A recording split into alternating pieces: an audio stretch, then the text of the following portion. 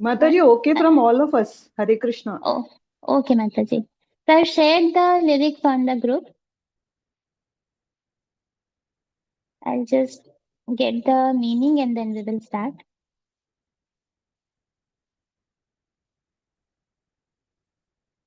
Just give me 1 second, please.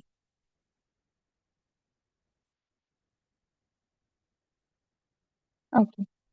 So the song is called Nanda Nandanashtakam, and as we know, in the month of Kartik, any small activity done can bring very, very large results. So it is said that we should all chant very properly.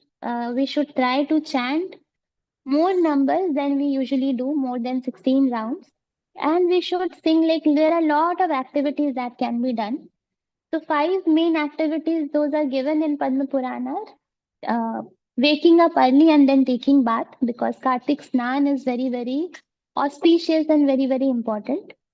Then chanting our own prayers, if possible, doing the worship in the Brahma Muhurta early in the morning, doing the worship parikrama vandan of Tulsi Maharani, and we discussed the importance and effect of praying to Tulsi Maharani few classes back.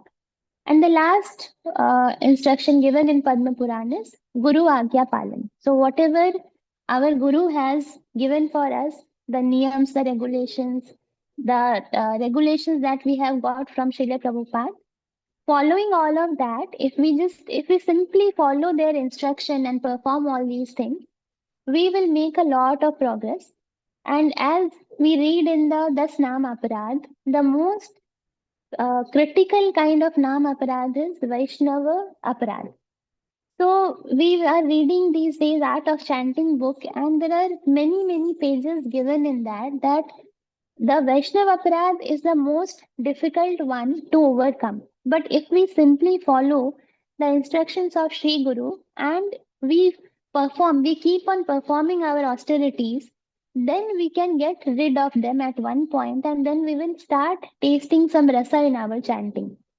So, one of the activities that we regularly do during the Kartik month is singing the glorification of Lord. And in this context, many, many sweet bhajans are there. So Damodar Ashtakam, every day we are singing. So in that series only, there is one more bhajan called Nanda Nandana Ashtakam. So Nanda Nandana Ashtakam, the author is actually written as anonymous, but the lyrics are very, very sweet. Maybe the author did not want to take the credit, so there is no, like, it says anonymous. But we will sing the whole bhajan and then we will go through the meaning one by one. So I hope you all have got the lyrics. सुचारुवक्त्रमण्डलं सुकर्णरत्नकुण्डलं सुचर्चिताङ्गचन्दनं Namami नन्दनन्दनं Namami नन्दनन्दनं Namami नन्दनन्दनं Namami नन्दनन्दनं Namami नन्दनन्दनं सुदीर्घनेत्रपङ्कजं शिखीशिखण्डमूर्धजम् अनङ्गकोटिमोहनं Namami नन्दनन्दनं Namami नन्दनन्दनं Namami नन्दनन्दनं Namami नन्दनन्दनं Namami नन्दनन्दनं सुनासिकाग्रमौक्तिकं स्वच्छन्दनं तपङ्क्तिकं नवाम्बुदाङ्गचिक्कणं Namami नन्दनन्दनं करेण वेणुरञ्जितं गतिकरीन्द्रगञ्जितं दुकूलपीतशोभनम् Namami Nandanandanam. Namami Nandanandanam. Namami Nandanandanam. Namami Nandanandanam. Namami Nandanandanam. विभङ्गदेहसुन्दरं नखद्युतिसुधाकरम् अमूल्यरत्नभूषणं Namami नन्दनन्दनं सुगन्धां उरोविराजिकास्तुभम् पुरश्रीवत्सलाञ्छनं Namami नन्दनन्दनं बृन्दावनसुनगरं विलासनुगवासकं सुरेन्द्रगर्वमोचनं Namami नन्दनन्दनं व्रजाङ्गना सुनायकं सदा सुखप्रदायकं जगन्मनप्रलोभनं Namami नन्दनन्दनं श्रीनन्दनन्दनाष्टकं पठेद्यश्रद्धयान्वितः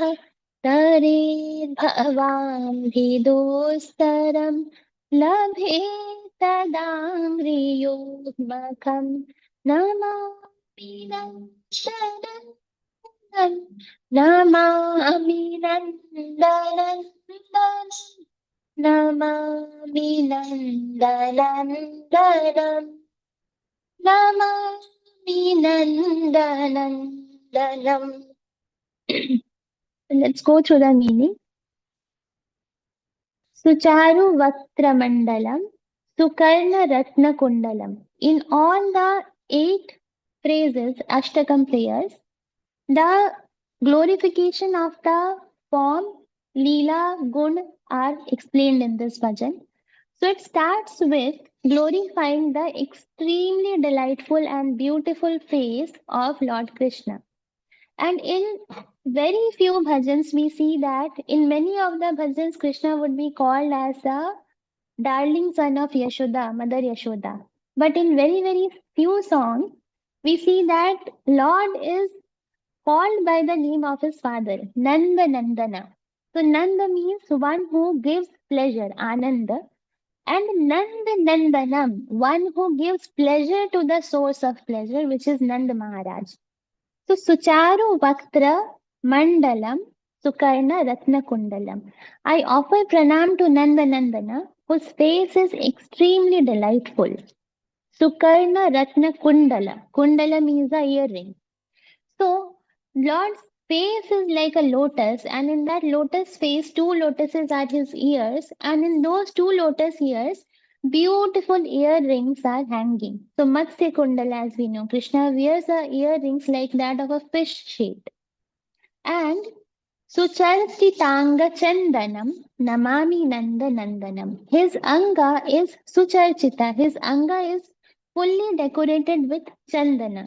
And we know that how beautiful is the smell of or the fragrance of Lord's body. So we have heard from many of the pure devotees that when our chanting becomes very, very good, when we come out of all the anarthas, there are many, many ways in which Krishna starts to reciprocate with us. And the first of those, many of the acharyas say that the first of those is the fragrance that comes from the lotus body of Lord.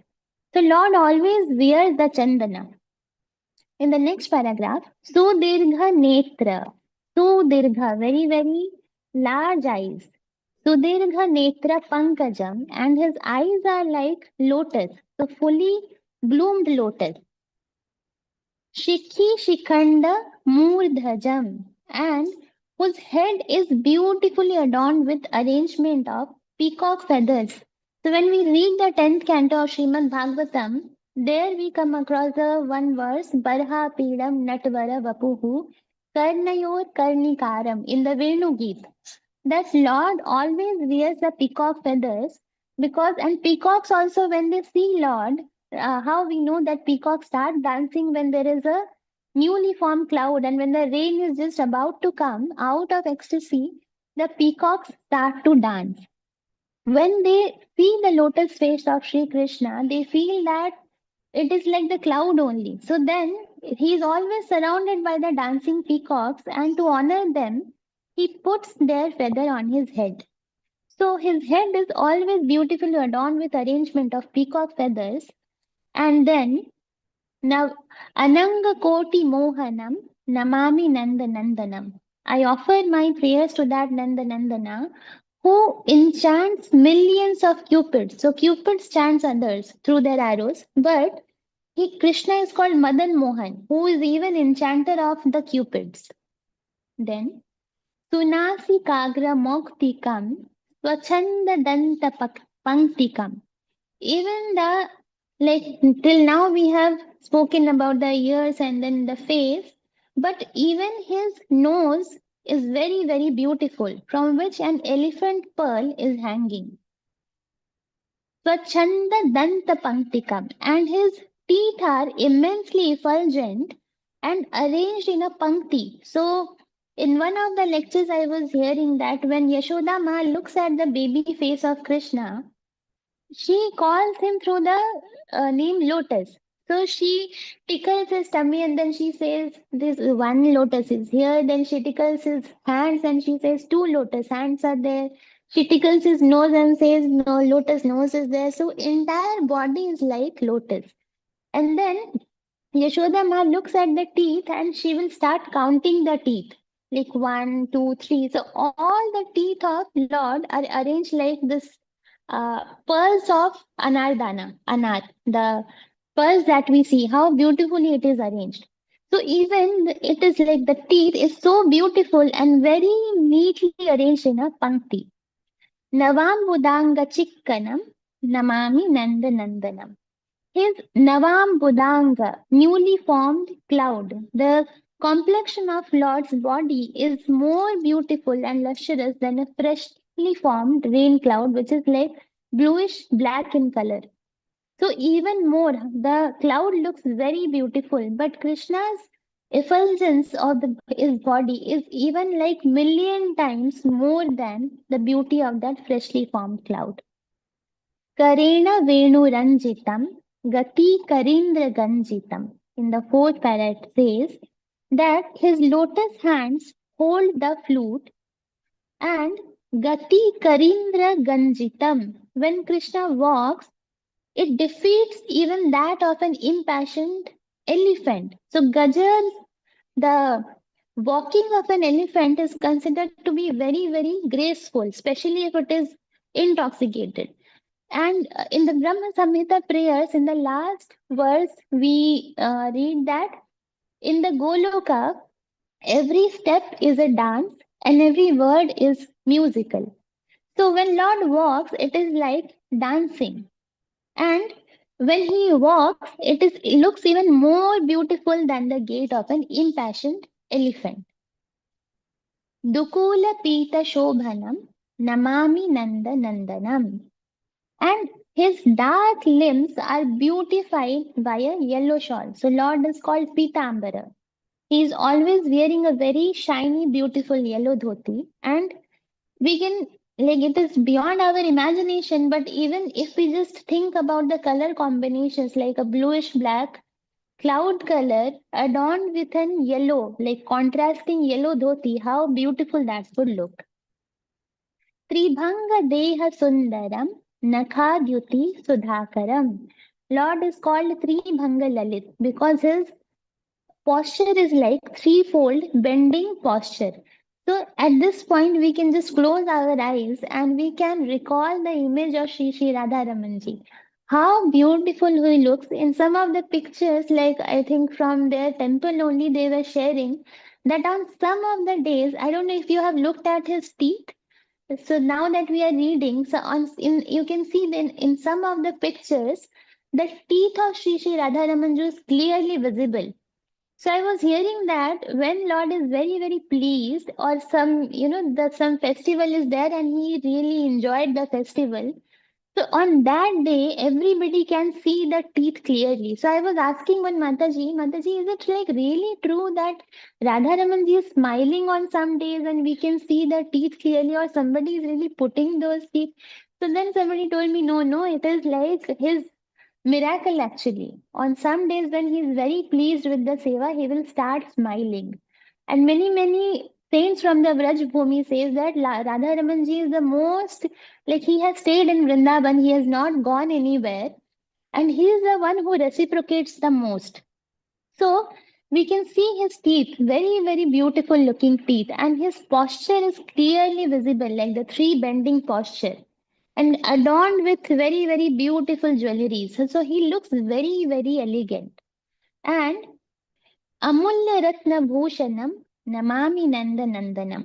And the effulgence of whose toenails put to shame even the moon. So even the toenails of Lord as compared to moons.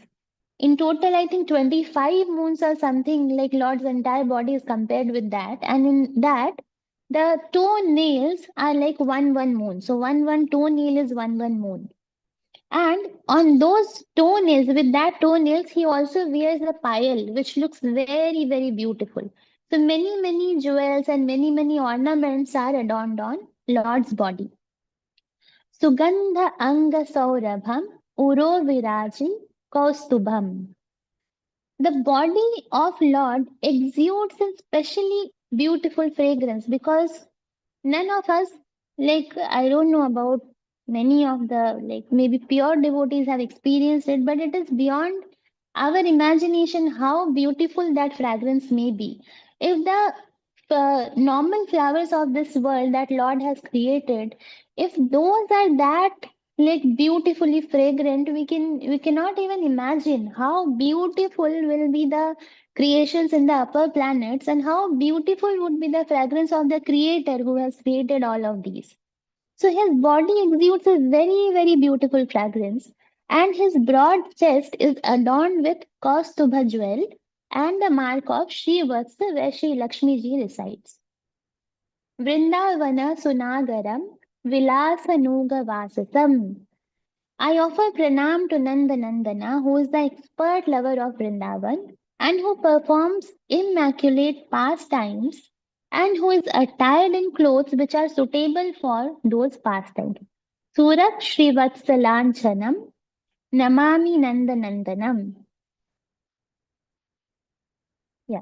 So he performs all his pastimes in Vrindavan, and in like we read many of these pastimes in Srimad Bhagavatam, especially the 10th canto.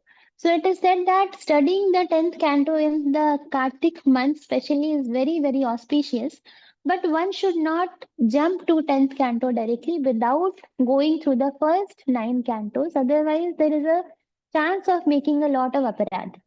So, in many pastimes, we read about the Brahma Vimohan Leela, where Lord Brahmaji gets confused. That's whether, like, this boy, beautiful looking boy who is killer of Aghasur, is he really God? And then we read the pastimes of Govardhan Leela, where he is lifting the Govardhan to pulverize the pride of Indra. We read the many pastimes of baby Krishna, killing of Putna, killing of Trinavarta, killing of Shakatasura.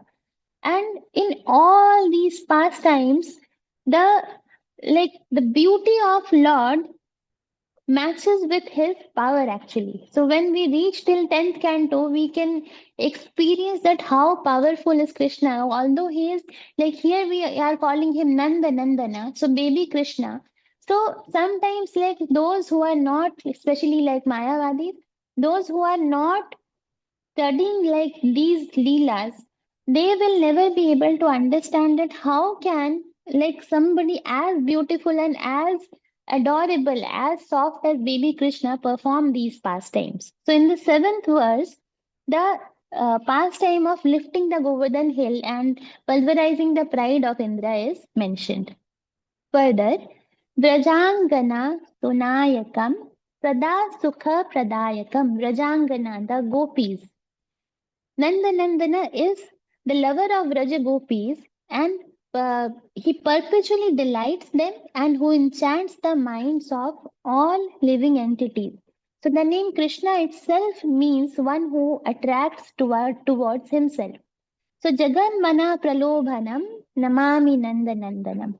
Those persons who are not even uh, they don't know anything about Krishna. I think many of our stories have started like that.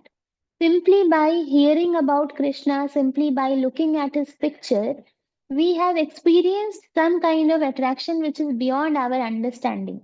Because his face itself is so beautiful, and when we even read about the Leelas, then we develop further attraction.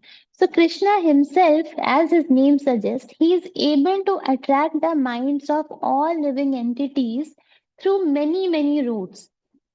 In the ninth verse, Srinanda Nandanashtakam Pathedya Shraddhadayanvitaha Tared Bhavamdhim Duskaram Labhe Tadangri Yugmakam. So anyone who recites this Nandanashtakam regularly will easily cross the seemingly insurmountable ocean of material existence and attain eternal residence at the lotus feet of Krishna. So, all of us who have assembled today in this class, we all want to experience that. In the prayers of Kunti Maharani, also in the entire Ashtakam, at many, many places, the word lotus is used. So when Kunti Maharani says her prayers in the first canto of Bhagavatam, in the eighth chapter, the prayers by Srimati Kunti Maharani is given. And in that, she calls Krishna as Nama Pankajanabhaya, Nama Pankajamaline, Nama Pankajanetraya, Namaste Pankajangraye. So Pankaja word comes four times in that verse. So why do we compare Lord to lotus? So one of the aspects can be taken from the Bhagavad Gita, where Lord himself says in the fifth chapter that Brahmanyadhaya karmani sangam tyaktva karoti yaha lipyatena sapapena padma patra mivambasa. So he compares the pure devotees like lotus leaf. So despite being in the touch of this material world, which is full of puddle, lot of pain is there, lot of distractions are there. Now, in this age, we are all, I think, suffering mostly like one of the main causes is, I can say for myself. So one of the main causes can be distraction that we experience in our day-to-day life.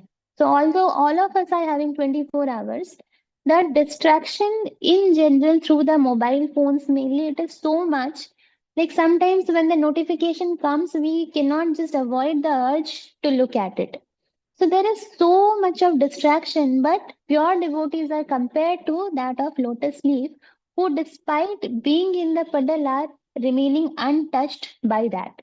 They maintain their own qualities and they just engage their minds so seriously in Krishna that nothing of this world is able to disturb them. So in this prayer also, the glorification of Krishna and his comparison to lot of lotuses, lot of moons, and even defeating the beauty of all the things that we are able to see or we are able to imagine through our little minds. His beauty actually crosses all of that we can understand at our level. So when we sing such prayers, while we are singing such prayers, how we are chanting, and this is again from the Art of Chanting book. So I was just trying to figure out like how do we improve our chanting? Like when we want to, especially in this month of Kartik, what is the best thing to do when we are surrounded by so much of distraction? So in that, Mahanidhi Swamiji writes that one should hear their own voice when we are chanting Hare Krishna, Krishna Krishna, Hare Hare, Hare Ram, Ram Ram, Hare Hare. We should try to sit at a very quiet place, preferably in the Brahma Muhurta, especially beneficial if we are sitting near a tulsi plant. And we should First, offer our prayers to our Guru, our Acharyas, especially to Haridas Thakur as well, because he is Nam Acharya. So we should always pray for his mercy. And then, when we are closing our eyes and chanting in the Brahma Muhurta, when the markets are shut down, the phones have not started pinging, that is the best time to pull our senses away from these distractions. And then, when we can, when we are chanting and hearing our own voice, through our own voice, because the Maha Mantra is so potent, simply by hearing even through our own voice, which has like no value at all, just by the mercy of Maha Mantra, our hearts become purified. And we see this same in the prayer of Srila Prabhupada in the Markandeya Bhagavad Dharma, Bado Kripa Koile Krishna. So in that bhajan, when we read, we are constantly reading that Srila Prabhupada is saying that you are sending me to a place which is full of tamas. So how am I going to spread this knowledge? So please, Krishna, be merciful, because and through your just through the words of scriptures, if simply one hears, do the shravan of the scriptures, especially Srimad Bhagavatam, very carefully, simply by that shravan, one's heart can get purified. So Srila Prabhupada, when he goes to West, he straight away gives the message and he says as it is. So straight the message of Srimad Bhagavatam, and there he writes that if one simply hears this, one who is having no experience, who is Krishna, who is the Supreme Personality, what are his features? Simply by hearing that, that will purify their hearts, and they will be able to experience this knowledge, and they will be able to develop this love for Krishna. So, even in these bhajans, coming back to Nanda Nandanashtakam, when we are singing these bhajans, these are not just some words, but when we read the introduction in the Vaishnava Bhajan books, Srila Prabhupada writes that these are transcendental words.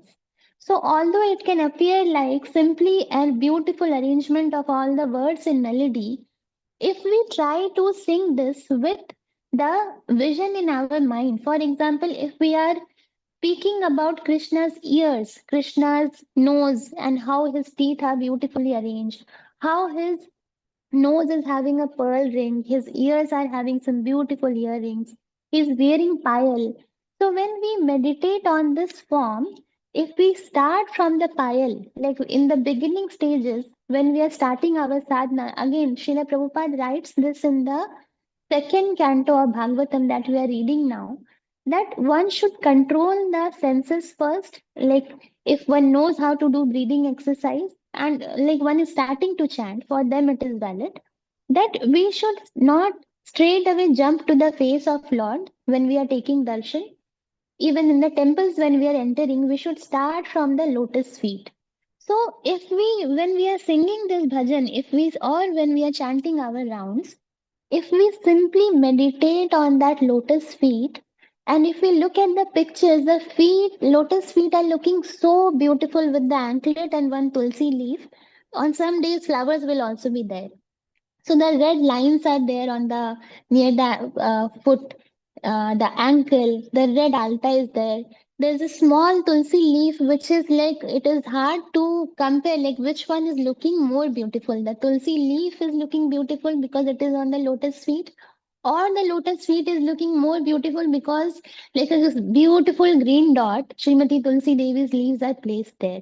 And if we concentrate on the ankle, maybe like it may be possible that some days we will also be able to hear the sound of that ankle bell in our meditation. And then when we grow from the lotus feet to the lotus, the pitambari, then to the lotus navel, then to the lotus chest, then we witness that Kaustubha jewel, Srivatsa mark. And then when we further go to the throat and Lord's beautiful, beautiful ornaments, and then finally to the lotus face, I think like if we, because our minds are so fragile, within the distraction, it is very, very hard to focus on the Maha Mantra like continuously for the 16 rounds. But in like middle, and again it is mentioned in the book itself, that we can also meditate through these bhajans on the lotus features of the Lord. And that is how automatically by oral reception of our own chanting, and when we are experiencing the form in our heart, just like Dhruva Maharaj, when we will be able to perfect our chanting in maybe some lifetime, or maybe for some of you in this lifetime only, finally we will be, once we witness that form inside the heart, the same form actually comes and appears in front of us after we become like free from all alertas, and once we reach the stage of pure devotion, the same form is experienced. So all these bhajans are very, very helpful to clear our anarthas. And like because Lord's description is so beautiful, automatically our, if we carefully just hear the bhajan or sing and try to meditate on the words, then our minds become very, very peaceful and we are able to focus. Like every time our attention goes out, we can just pull it back. So whenever we are chanting, like it is sometimes it can get very boring also. In one of the lectures I was hearing that sometimes Krishna tests our patience and tests ourselves also, because many times we can become very proud of our chanting, that how nicely we are able to meditate. In that time, Krishna again throws a googly, saying that, okay, now let us see how much you are able to focus. So many, many distractions continue to happen throughout our life because of we living in the human body, because of going through many, many pains. But if we keep on meditating on these bhajans, like if we simply sing that in the morning, and I think many of you might experience that, if you constantly sing one bhajan for 3 4 days, automatically our mind starts to hum that song when we are doing some work. Maybe the tune goes into our memory and we keep singing the tune. So simply by the power of these words, and simply because Krishna's name is not different from Krishna himself, our purification is like Lord has taken the responsibility of purifying us through His own name. So, with that note, let us conclude this class. And if any, like I have made any mistake or like I have explained something wrong, I seek forgiveness. Please bless me so that I'm able to chant more nicely, and I'm also able to focus and meditate on these bhajans through your blessings. So if any comments are there, we can take, or maybe we can end the class.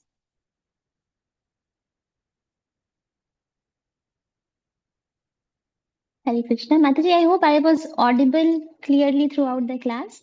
Mataji, very nice class, very nicely audible, everything. Thank you so much. Hare Krishna. Hare You so Krishna. much, Jagat Tanmaya Mataji, yeah, for the wonderful class on Nandanandanashtakam. Hare Krishna, Mataji.